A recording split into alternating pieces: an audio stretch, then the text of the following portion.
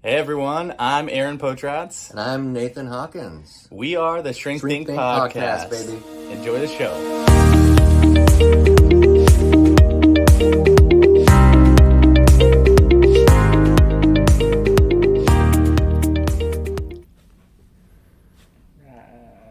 Right. Recording start. Is my Recording in progress. a recording for you? Testing. Testing, 1, 2, 3. Testing. Testing, 1, 2, 3. All right. Let's talk about why you don't do your freaking homework. Come on, son. Why you ain't doing your homework? Got a call from the teacher. That's what we should do. The therapist, call the spouse. This is their homework for this week, Right. So you should be watching for that time. Right. Hello. Yes, this is your husband's therapist. I've noticed that for the past few weeks. He hasn't turned in his homework. Do you see it laying know around? He was going to therapy. There it is. He's going to therapy. We should celebrate that. No. He never don't talks to celebrate. me. He's not doing anything, apparently. You don't know he's going, which means nothing's happening, which is what I thought. Oh, your husband's name is Jim? I'm sorry, I thought it was John. Wrong number. He's not going to Oh, therapy. that's really good. He's not going. Never mind. I was so excited. Nope, it's not him. But call me if you need something. Here's my phone number in case you want therapy. Trolling In people. case you want therapy. Sure, trolling for trolling for business. That would be a funny website. In case you want therapy.com. That is badass. You should do that. Just get the site because somebody somewhere will be like, I want that site, and then we can charge you money for it. Yeah. It's just some funny, is this you? If that's you, call me. That would be a good channel to make. Yes, in case you would like some therapy, please pull forward. Exactly. Call 555-6789 A drive-through. Yeah, that and would be ask really for funny. help. So you Drive-through. give fortune cookies, custom fortune cookies. Yeah, that's all. To people. These are my nice therapy cookies. They do look like fortune cookies, but they are therapy cookies. It's much different. You will gain much wisdom. Much wisdom. Yes. All right. Y'all ready? Yep. All right.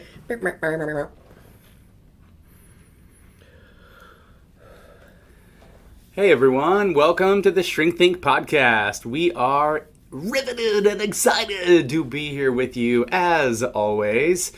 But we do have a little complaint. Some of you who are going to therapy, we have noticed you're not doing your homework. We've checked the papers and they're blank, or you just haven't handed them in, and your grade's slipping here. And so, if this is you, please don't stop listening.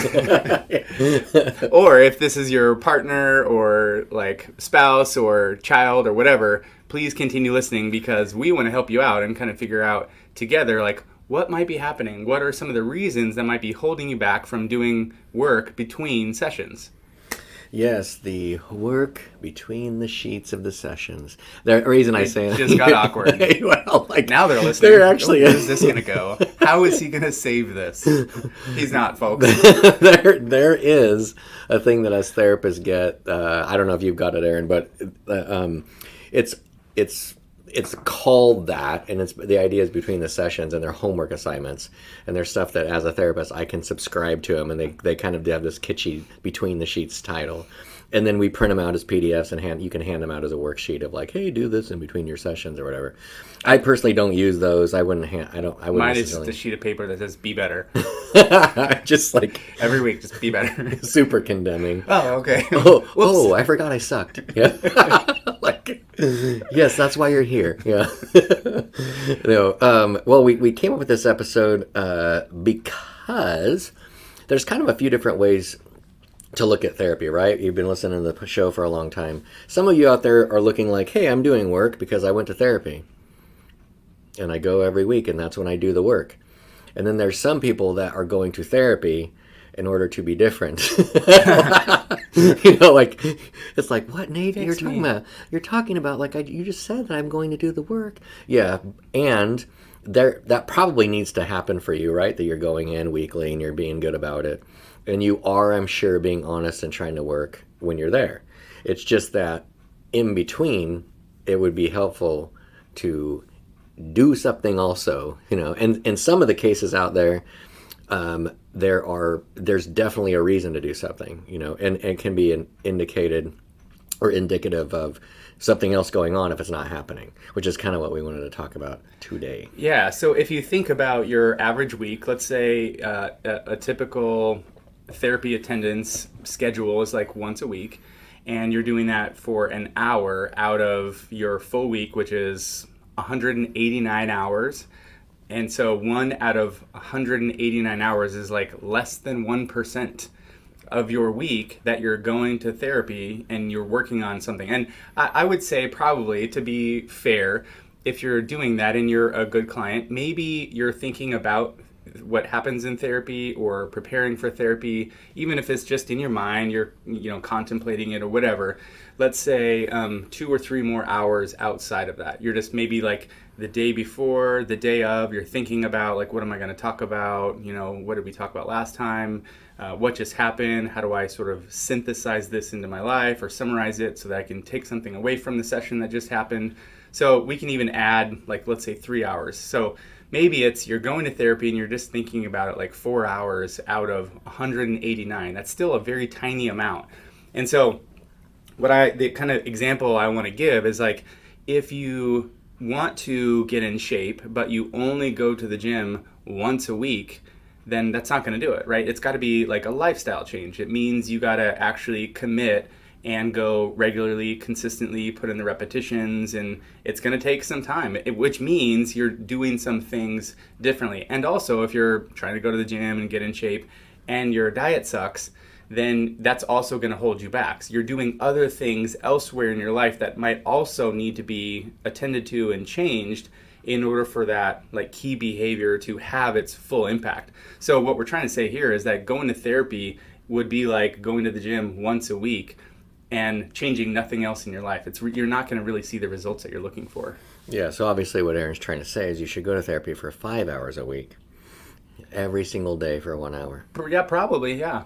And then all this other stuff that you need to do, like changing your diet, maybe just substitute that with going to therapy as well. So if you went like a couple of times a day for 5 days a week, that would probably work. Yeah, like just inundated. Yeah, I think You change real fast. You change something. Yeah, right. Yeah, your bank account. Your bank account would change.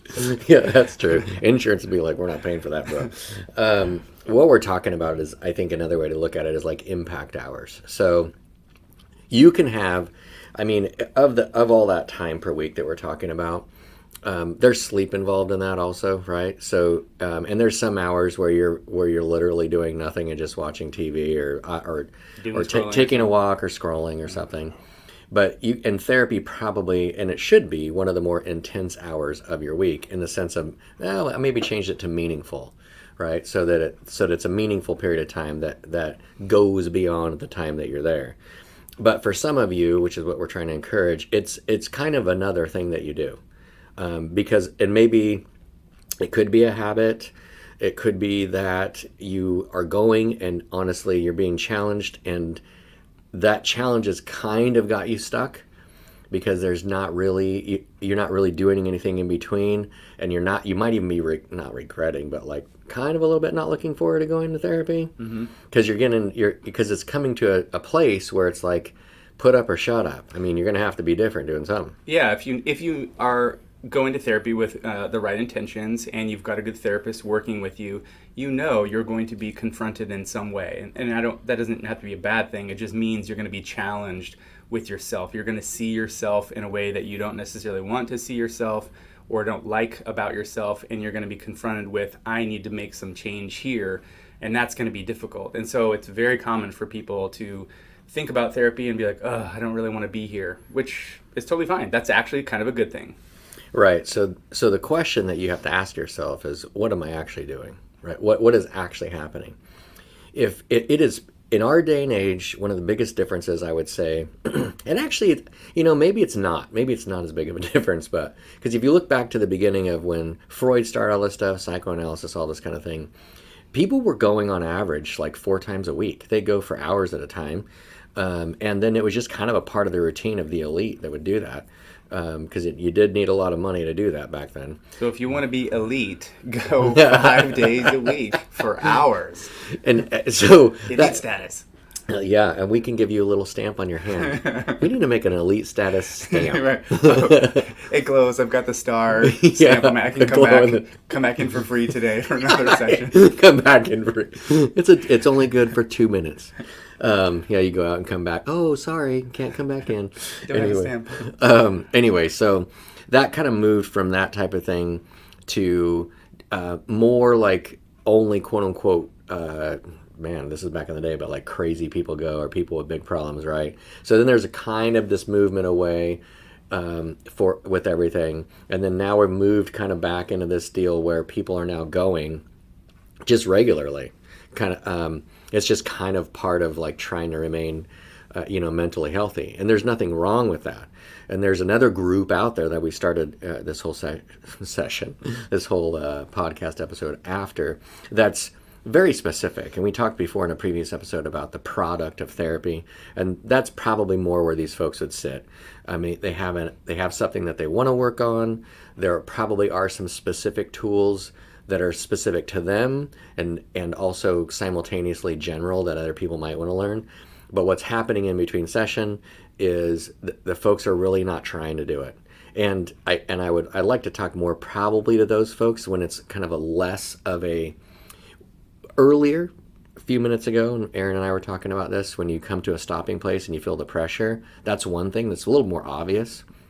What we're talking about is more subtle, where things are not, if you look at it honestly, things aren't really going much places like, right, they're not really moving along. You might have people, you might be thinking like, I wonder if these people notice any differences about me, but you don't really want to ask because it seems like cringy or whatever. Or even, let me say, if that's not even your mindset, if you're going to therapy and you're not actually evaluating yourself and the process of, I did this and was there a change, even just a little bit of a progression forward. In this situation, I thought a little bit differently, or I didn't grab on to that same emotion, or I was able to self-soothe a little bit quicker, or I didn't say or do the thing that I usually do.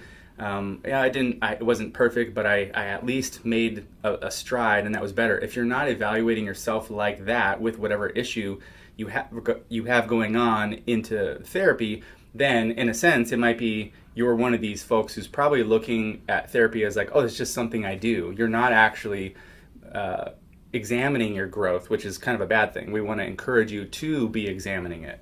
Yeah, and some personality stuff does actually affect this quite a bit.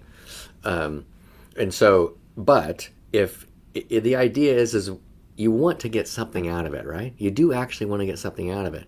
And I would say this, maybe if you had your first goal to simply know what it was that you were getting, and don't even try to, I'm not even asking you to do something different.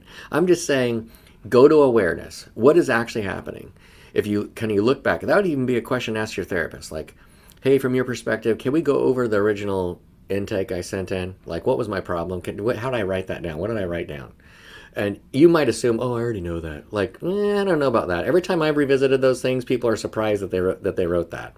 Oh, that's interesting. I was going to say, actually, I do that often. I will revisit that at intervals, and I'll ask people like, okay, what did you originally come in for? And they're always like, well, it was this. Like, it was usually something urgent or something big, and they can say it, which is good because like, this is what my issue is. If you don't even know what that is, I think what you're saying is like, you need to know. Yeah. The usually to be a little more specific, the person has like a general idea about it, and then when I read it off, they realize like, oh, there was a tone difference, and then they realize, well, I guess things are a little bit actually. That is not as big of a thing as I thought it was, because they kind of hold one part of that subject, and that's part of this, right? When you write down something in the beginning, or you formulate, you realize the problem that you have, and then you've got this question on intake that says, why are you coming to counseling? you have something in your mind when you write all that stuff down. Well, oftentimes what happens is your mind just, without you knowing, shifts around that sentence and phraseology in your mind. Because as you kind of settle things and they change, your mind goes, well, this is still happening. And it's still like a framework of whatever it is, right? So you keep coming, and there could be some change that's already happened, hopefully, which is why it's kind of cool to look back and go, why did I actually do this? And then notice it. And then when you get the awareness of either A, oh crap, nothing has changed at all, like what's going on, or B, okay, like actually things are different. Okay, well now what does that mean? What does that mean for you? Because your therapist cannot, like probably our listeners know this, but your therapist cannot change you. Okay, that's not going to happen. You know, we talked earlier about that. Like we can't even make decisions for you. Like it's your life. You will pay for the consequences of your decisions in your life. All we can do is be a mirror for you, kind of an objective mirror to show you yourself, your thoughts, your beliefs, your emotion coping patterns, your behaviors, and how you tend to respond to things, and help you to make different changes in each of these areas so that you can be different in your life.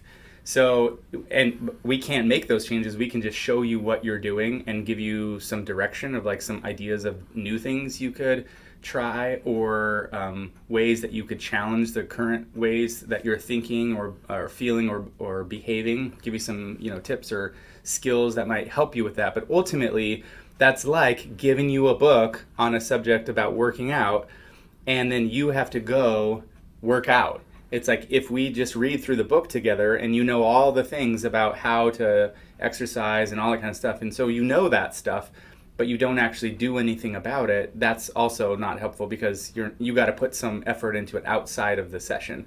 So it's great. We want you to have awareness. We can't make you see, know, or even do any of the things, but we can help you we can reflect those things back to you so that you can gain some awareness. But ultimately, it's up to you to make those changes, and those changes really have to happen outside in the real world. Yeah, and here's the thing too. For some of you out there, you just kind of enjoy going in. I mean, like some of you Enneagram 6s are going to want to keep us on speed dial. Like, and that's not the only one. I've kind of made fun of them not made fun of, but highlighted before in a previous episode. But 6s like guidance, so they like to bounce stuff off and feel certain about what's happening. My point of bringing this up is it's okay to keep coming. It's not a waste of time if it's not a waste of time.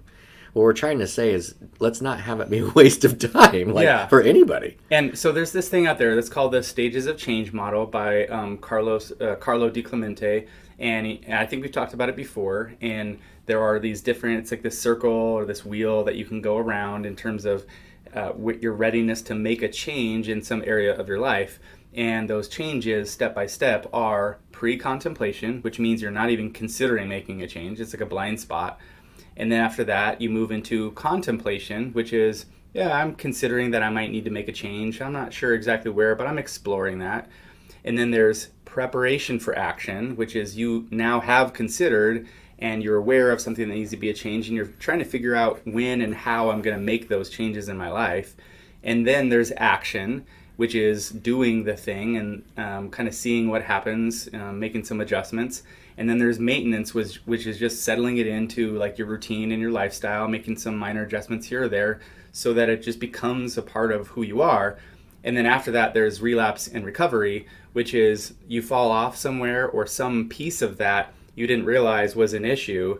For me, for example, years ago, it was I got into like running and trying to lose some weight, and the holidays and the cold weather came around, and I wasn't prepared for that. I was like, oh no, what do I do? There are all these like cookies and treats around me, I eat them. Exactly. That's what I do. So for me, relapse and recovery was like, I had not considered what am I going to do about this part of the issue.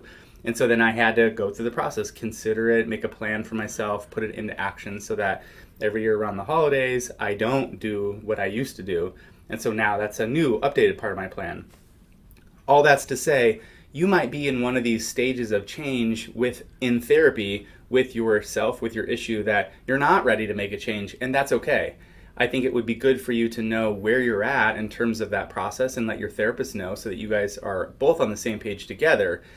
Because ultimately, with whatever your issue is, you do need to move from an earlier stage toward action to be able to implement something. And so if you need to consider something more, or if you're not even aware of something, you need to gain awareness, or if you need to make a better plan that is going to fit your life and your situation better with your therapist, that's what you need to do.